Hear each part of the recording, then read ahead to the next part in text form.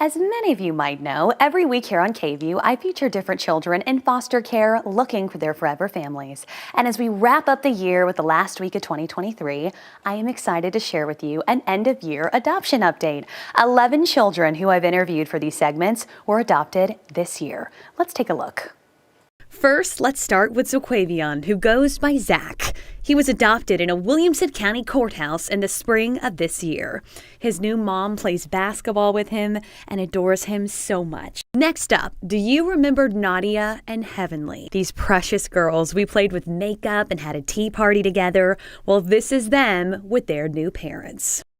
Next is Keegan. I interviewed him in an arcade where we played together. This is him with his new parents. He is so happy with them.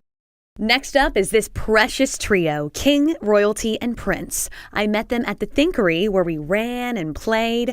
Well, this is them with their new parents. They now go by Chloe, Noah, and Nicholas. Next up is Ethan, who I interviewed at the Austin Aquarium. He was such a gentle spirit. He was recently adopted, and I'm working on getting a photo of him with his new parents. Next is Andre. I played Legos with him. He was born in a Russian orphanage and then moved to Texas and entered into foster care for several years. Well, this is him with his new parents. Next up is Tim. I played with animals with him at Austin Pets Alive. He was so soft-spoken and sweet, and I'm also working on getting an updated photo with him and his new dad, and he now lives in the Houston area. And of course, sweet Ryan, who was just recently announced. This is him with his new mom. All 11 of these children finally found their forever families. It's just so wonderful. It makes it all worth it, doesn't it? Keep in mind, some adoptions can happen within a few months. Some can take up to a year. And if you're wondering about any of the kids that I've featured, how they're doing, I have a full update with everyone. So give me a holler and I'll let you know.